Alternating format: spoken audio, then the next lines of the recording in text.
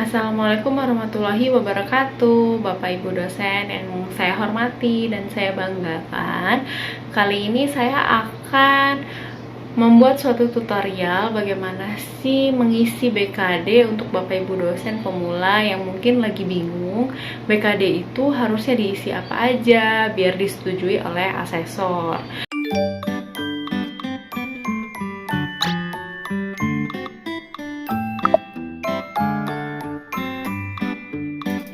Karena memang kalau misalnya kita mau serdos gitu ya, atau sesudah serdos, itu kewajiban dosen adalah membuat BKD atau laporan kinerja dosen gitu. Tridharmanya itu ngapain aja, dari mulai pengajaran, pendidikan, dan juga pengabdian. Nah, ini saya sudah mencontohkan BKD yang saya isi di sister saya. Jadi apa sih yang harus dilakukan ya Bapak Ibu ya? Ini sudah selesai dinilai semua oleh asesor ya, karena sudah ada laporannya, jadi sudah ada laporan melihat hasil penilaian. Dan memang sister ini baru saya isi itu sekitar 2020-2021, itu sekitar berapa ya? Kayak 2,5 tahun yang lalu gitu ya, sebelum saya ikut serdos gitu. Nah, kita akan bahas satu persatu dari mulai pengajaran, penelitian, dan pengabdian apa saja yang harus diupload oleh Bapak Ibu.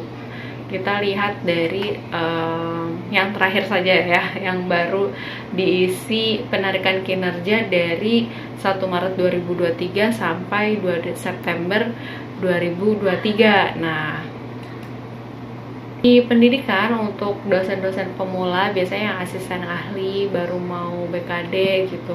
Ini Bapak Ibu, kita lihat dari simpulan dulu. Simpulan ini maksimum kerja dosen, beban kerjanya itu adalah 16 SKS. Nah, saya beban kerjanya itu sampai rata-rata biasanya tuh mendekati 16 SKS gitu ya. Nah, jadi kelebihan SKS saya itu sampai 15. Kalau in total keseluruhan kerja saya itu sampai 30 SKS. Oke. Nah, di sini karena saya itu dosen dengan tugas tambahan DT, maka penelitian pengabdian penunjangnya itu boleh kosong.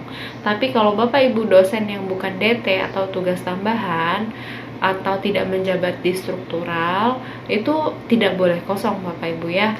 Penelitian pengabdian dan penunjangnya harus diisi. Nah, kalau di tampilan saya ini boleh kosong gitu. Oke. Nah, lalu di sini di bagian pendidikan ini minimal 3 SKS ya. Nah, saya ini SKS-nya sangat-sangat berlebih karena jam ngajar saya juga banyak. Kesimpulannya, pada saat asesor menilai itu memenuhi ketentuan perundang-undangan gitu ya. Nah, kita masuk ke bagian pendidikan. Di bagian pendidikan ini karena tadi minimum 3 SKS ya, jadi saya ambil total SKS-nya 12 SKS itu 3 mata kuliah selesai dan 1 beban lebih. Jadi ini harus dirubah gitu ya salah satunya. Jadi kalau ini kan sudah dinilai, saya nggak bisa kasih contoh ya.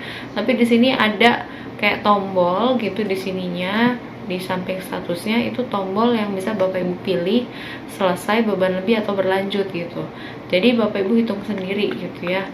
Nah, lalu ada beberapa kegiatan seperti membimbing seminar, kuliah kerja nyata, PKL, ikut membimbing tesis skripsi. Nah, saya kan biasanya membimbing disertasi tesis skripsi, cuman kadang di feedernya itu suka telat gitu masuk ke sister saya, jadi kadang nggak muncul gitu ya. Ya udahlah, nggak apa-apa gitu, saya yang seadanya aja.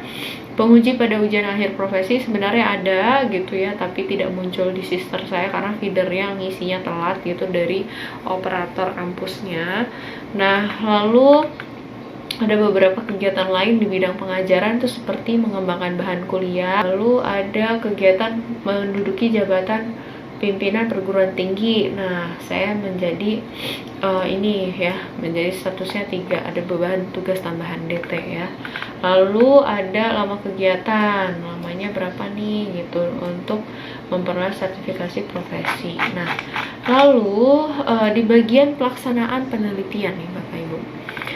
Nah, penelitian ini ada beberapa penelitian yang dipublikasikan dalam bentuk jurnal internasional bereputasi, lalu jurnal nasional, dan juga jurnal internasional bereputasi. Saya pilih ada yang beban lebih dan ada yang selesai. Nah, ini juga beda-beda SKS-nya ya. Terus juga ada hasil penelitian, ini biasanya saya dikosongkan karena males ngisi karena nggak diisi pun bebannya udah kelebihan banget gitu ya, apalagi diisi gitu ya Bapak Ibu ya. Nah, lalu ada pengabdian, memberikan pelatihan, penyuluhan, penataran, ceramah pada masyarakat, terjadwal terprogram, lalu juga memberikan pelayanan kepada masyarakat berdasarkan bidang keahlian. Lalu ada lagi nih menulis karya pengabdian yang tidak dipublikasikan juga. Ada juga terkait dengan implementasi teknologi tepat guna. Nah, ini biasanya kalau di orang sosial humaniora kadang suka susah ya untuk diimplementasikan. Lalu berperan serta aktif dalam pengelolaan jurnal ilmiah sebagai editor dewan penyunting, karena saya memang editor in chief di Sinta 4, jadi saya masukin sebagai pengabdian. Nah, lalu di bagian penunjang ini sebenarnya untuk dosen pemula itu minimal bikin buku ajar selama 3 tahun gitu ya, 1 aja minimal dalam 3 tahun gitu ya. Jadi nggak tiap tahun bikin buku gitu ya, jadi minimal ada 1 buku dalam kurun waktu 3 tahun itu menjadi penunjang gitu. Nah, hasil penilaian dari asesor, jika Bapak Ibu tidak memenuhi penilaian asesor di bagian pengajaran, itu biasanya karena nggak lengkap bukti ajarnya. Nah, ini asesor 1 dan asesor 2 saya bilang selesai karena bukti pendukungnya sudah sesuai sebagaimana dengan lampiran. Jadi di bagian pengajaran Bapak Ibu itu sebaiknya diunggah daftar hadir ya yang sudah divalidasi oleh Kaprodi dan dosen pengampu serta wakil dekan bidang akademik. Lalu juga ada daftar nilai UTS dan UAS serta SK mengajarnya, itu harus lengkap gitu. Semuanya diunggah dan ada buktinya. Nah, ini ada DHMD daftar hadirnya. Lalu ada SK mengajar itu Bapak Ibu. Lalu itu di bagian pengajaran. Nah, bagaimana caranya? Ini kok bisa ya dibuka gitu ya? Dibuka caranya adalah kita upload ke Google Drive ya.